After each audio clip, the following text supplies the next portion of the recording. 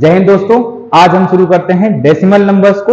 हम decimal numbers को हम पूरी डिटेल में पढ़ने वाले हैं कि डेसिमल नंबर्स क्या होती हैं, डेसिमल नंबर्स के पार्ट्स कौन कौन से होते हैं। तो हम एक एक करके डेसिमल्स को हम समझने वाले हैं। तो हम डेसिमल्स की बात करते हैं। डेसिमल नंबर्स, डेसिमल नंबर्स, तो डेसिमल नंबर्स को क्या बोलते हैं?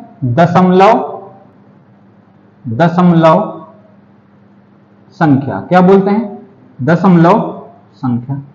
कल भी मैंने आपको थोड़ा सा इसके बारे में थोड़ा सा इंफॉर्मेशन दी थी कि दशमलव संख्या जो होती है वो इसके दो हिस्से होते हैं। कितने हिस्से होते हैं? दो हिस्से। एक होता है आपका terminating decimal, terminating decimal, terminating decimal. दूसरा होता बेटा non terminating, non terminating decimal, non terminating decimal. Terminating decimal को हिंदी में बोलते हैं बेटा शांत दशमलव। क्या बोलते हैं? शांत दशमलव, शांत दशमलव। और नॉन टर्मिनेटिंग को बोलते हैं अशांत दशमलव। क्या बोलते हैं? अशांत दशमलव, अशांत दशमलव संख्या। देखिए, जैसे कि अपने नाम से ही बता रहा है कि टर्मिनेटिंग मतलब जब हम किसी पर्टिकुलर नंबर में किसी दूसरी नंबर से हम डिवाइड करते हैं, तो डिवाइड करने के बाद जब इसमें डिवाइड पॉइंट के बाद तक जा रहा हो, यानी पॉइंट के बाद एक दो संख्या तक जाएगा और उसके बाद वो पूर्णतः विभाजित हो जाएगा, यानी कंप्लीटली डिवाइड हो जाएगा, तो ऐसी संख्या को बोला जाता है क्या? Terminating decimals. और वही नॉन टर्मिनेटिंग डेसिमल्स, मान लीजिए कोई ऐसी संख्या है जैसे 2/3 लिखी हुई है, जब हम 2/3 को डिवाइड करते हैं तो 0.6666 आता रहता है, तो यहां पर कंप्लीटली डिविजिबल नहीं होती। तो कंप्लीटली डिविजिबल कब? पॉइंट्स के बाद भी, पॉइंट्स के बाद भी कंप्लीटली डिविजिबल नहीं होगी, तो क्या होगा? ऐसी संख्या को बोलेंगे हम नॉन टर्मिनेटिंग डेसिमल, क्योंकि ये कंप्लीटली तो कटेगी नहीं। जब कंप्लीटली डिवाइड नहीं होगी तो ये क्या हो जाएगी? नॉन टर्मिनेटिंग कहलाएगी। क्या कहलाएगी? नॉन टर्मिनेटिंग कहलाएगी। इसलिए हम बोलेंगे अशांत दशमलव या नॉन टर्मिनेटिंग डेसिमल। देखिए, फिर से हम एक एक करके एग्जांपल समझते हैं। टर्मिनेटिंग डेसिमल को कुछ इस तरह समझ लीजिए। जैसे एग्जांपल अगर मैंने दिखा कि 3/2, क्या लिखा हुआ? 3/2। जब 3/2 को हम डिवाइड करते हैं तो आता है आंसर 1.5। क्या आता है? 1.5 आता है। तो देखिए, पॉइंट के बाद एक ही डिजिट है, तो पॉइंट के बाद एक ही डिजिट तक गया और इसके बाद कुछ भी इसके पास रिमाइंडर नहीं बचेगा। रिमाइंडर नहीं बचने की वजह से पूरा का पूरा कंप्लीटली डिविजिबल हो जाएगा। जब कंप्लीटली डिविजिबल हो जाएगा तो किसके अंदर आ जाएगा? टर्मिनेटिंग डेसिमल के अंदर। किसके अंदर आ जाएगा? Terminating decimal, TD, terminating decimal. और अगर देख लीजिए, जैसे कुछ ऐसे देखे, मान लीजिए 21 डिवाइडेड बाई 2, 21 डिवाइडेड बाई 2।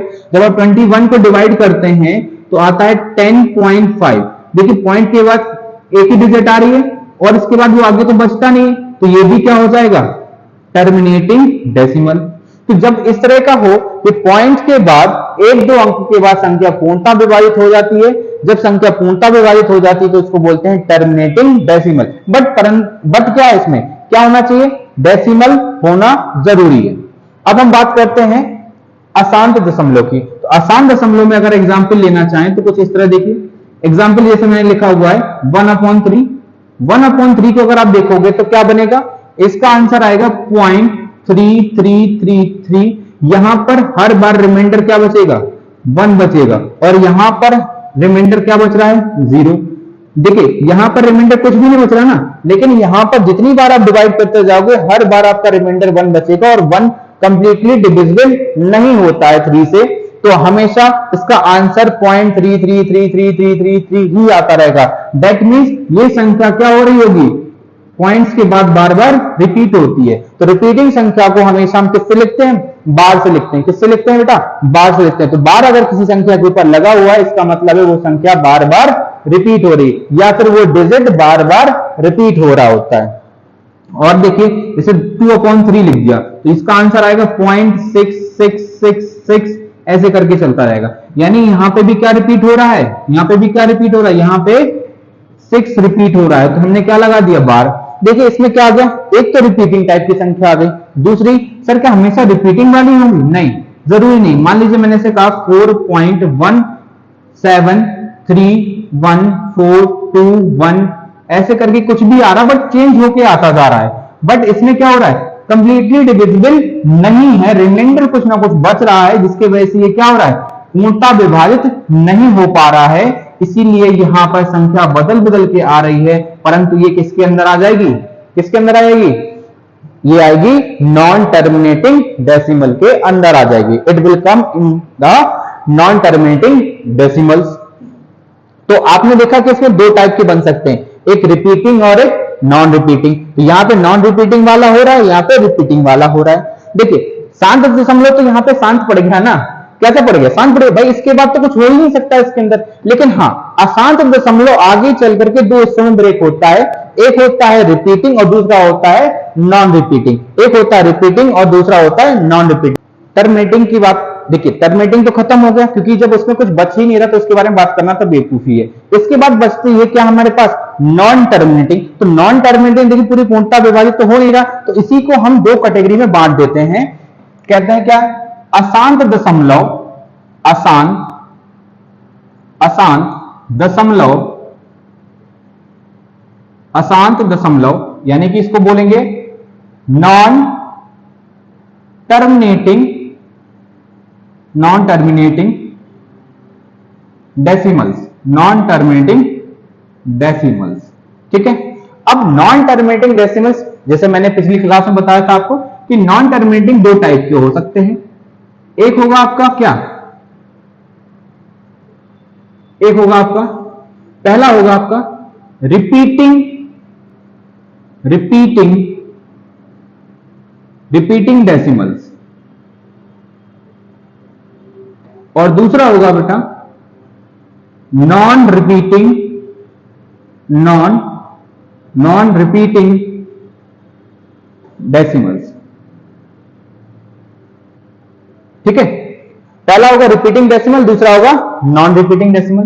देखिए रिपीटिंग डेसिमल को क्या बोलते हैं, जिसको पुनरावृत्ति हो रही हो, है ना। जैसे एग्जांपल अगर हम देखें तो 0.3333 ऐसे करके क्या हो रहे हैं, ये सब क्या है, रिपीटिंग वाले हैं। फिर 0.6666 ये सब क्या है, रिपीटिंग वाले हैं।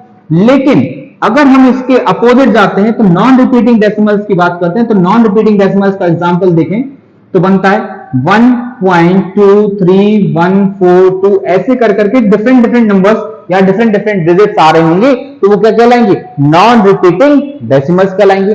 पहला है रिपीटिंग डेसिमल्स जो आपको सामने दिख रहा है कि ऐसा आ रहा होगा, और नॉन रिपीटिंग डेसिमल्स है तो यानी पॉइंट्स के बाद जितनी भी डिजिट्स आ रही होंगी वो कुछ भी सेम नहीं होंगी, यानी डिफरेंट डिफरेंट डिजिट्स आपको बदल बदल के मिलेंगी। जैसे 4.13141323 ऐसे करके एक और ऐसे एग्जांपल ले लिया, तो ये साफ दिख रहा है ना कि यहाँ पे रिपीटिंग हो रहा है और यहाँ पे नॉन रिपीटिंग हो रहा है।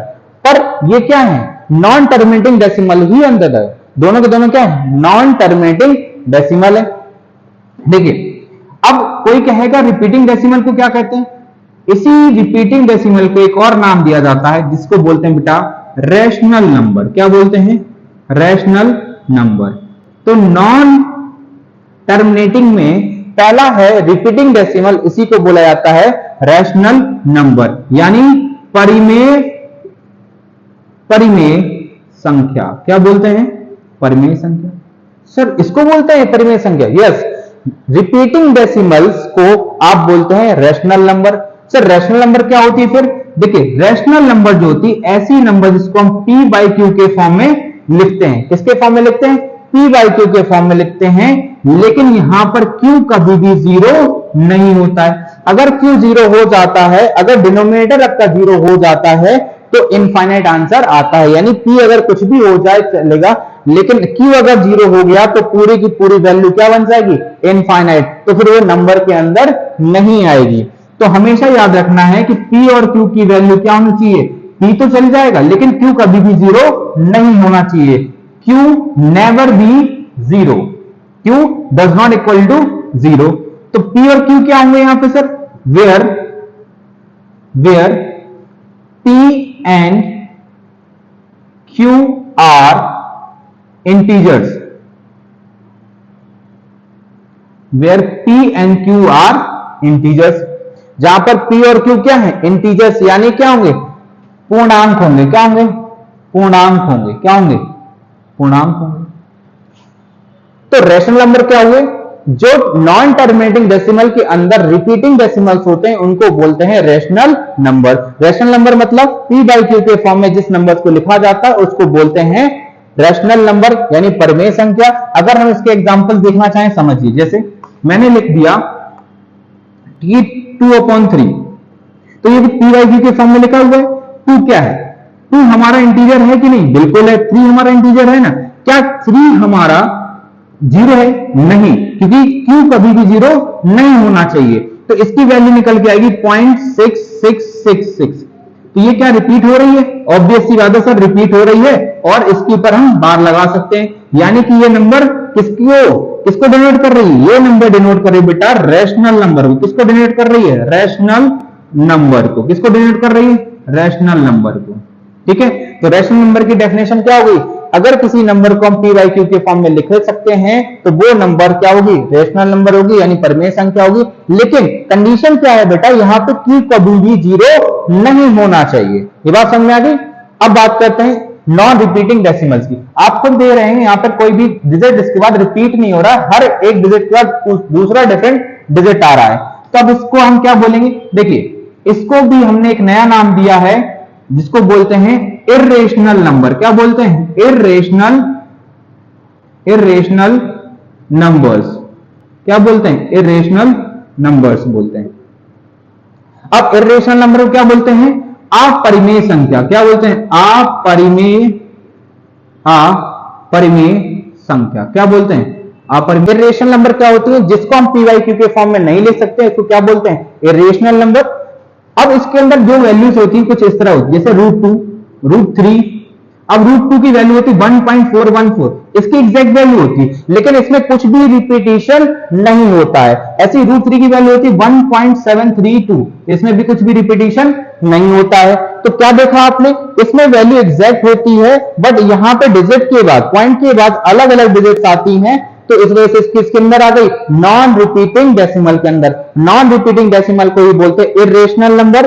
अब कई लोग सोच रहे हैं सर आपने तो इमेजिनरी नंबर में रूट बताया था।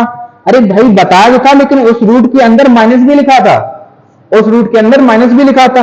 अगर रूट के अंदर माइनस लिखा हो और कोई नंबर लिखी हो तो वो इमेजिनरी नंबर होती है, उसका रियल में कोई एग्जिस्टेंस नहीं होता है। ध्यान से समझिएगा बात को, मैं क्या बोल रहा हूं। अगर अंडर रूट के अंदर माइनस की कोई वैल्यू लिखी हुई है, अंडर रूट के अंदर माइनस की कोई वैल्यू लिखी, वो इमेजिनरी नंबर होगा, वो डेसिमल या फिर नॉन रिपीटिंग या फिर अपरिमेय संख्या नहीं होगी। ध्यान समझ लीजिएगा इस बात का। अगर अंडर रूट के अंदर माइनस का लिखा हुआ, माइनस का 3, माइनस का 5, माइनस का 11, कुछ भी लिखा हुआ, वो सारी की सारी नंबर क्या होंगी, वो सारी की सारी नंबर आपकी होंगी इमेजिनरी। उनका इसके इर्रेशनल नंबर से कोई लेना देना नहीं। यहां पर कोई भी नेगेटिव साइन नहीं लगा हुआ है, इस वजह से सारी नंबर क्या है, इर्रेशनल नंबर। देखिए एसएससी में एक क्वेश्चन पूछा जाता है, वो यहां से ये पूछा जाता है कि पाई क्या है, पाई। तो पाई बेटा इर्रेशनल नंबर है। क्या है, इर्रेशनल नंबर। पाई जो है वो इर्रेशनल नंबर होता है, इसको हमेशा याद रखिएगा, irrational number, irrational number, irrational number. क्योंकि पाई की जो वैल्यू होती है ना वो आप निर्धारित होती है 3.14, इसके बाद वैल्यू आती है, लेकिन कुछ भी रिपीट नहीं होता है, सारी वैल्यूज डिफरेंट आती हैं। तो ये पाई की एग्जैक्ट वैल्यू 3.14 आगे भी चली जाएगी, लेकिन इसके आगे कुछ भी नंबर आपको सेम नहीं मिलेगा, बदल बदल के नंबर चेंज होकर के आता जाएगा, डिजिट चेंज होकर के आती जाएगी। इस वजह से किसके अंदर है, नॉन रिपीटिंग के अंदर। तो फिर आपके अंदर क्वेश्चन अराइज होगा कि 22/7 को कहां लिखेंगे। देखो बेटा 22/7 जो होता है वो किसके अंदर आ जाएगा, रेशनल नंबर, क्योंकि इसको हम P बाई Q के फॉर्म में लिख सकते हैं। अब कई लोग बोलेंगे सर ये तो वैल्यू इसके बराबर आती है। देखो बाय डिफॉल्ट ये वैल्यू किसके बराबर है, 3.14 के बराबर आ रही, लेकिन यहां पर हमने कुछ नहीं किया है, हमने एक ऐसी डिजिट खुद से ही खोज ली, एक संख्या ऐसी खुद से होती है कि 22/7 में जब हम 22 में हम 7 से भाग देते हैं तो उसके बराबर आ जाता है। तो हमने क्या कहा, पाई का अल्टरनेटिव सोच लिया है कि जब भी पाई होगा तो वहां पे 22/7 रख देंगे, जबकि ये वाली वैल्यू अलग है और पाई की एग्जैक्ट वैल्यू अलग होती है। इसको हमेशा हम किसके, ये 3.14 लिखना सही है क्या? नहीं, बिल्कुल सही नहीं होगा। यहां पर वैल्यू जो है 22/7 को क्या लिखा जाएगा? रेशनल नंबर लिखा जाएगा। क्या लिखा जाएगा? रेशनल नंबर लिखा जाएगा। इसको क्या लिखेंगे हम? रेशनल नंबर ही लिखेंगे। लेकिन पाई हो गया, अंडर रूट पाई हो गया, पाई स्क्वायर हो गया, पाई का कोई भी फॉर्म क्यों ना हो, वो सब के सब किसके अंदर आ जाएंगे? इर्रेशनल नंबर के अंदर ही आने वाले हैं। क्या ये बात यहां तक क्लियर हुई? बिल्कुल।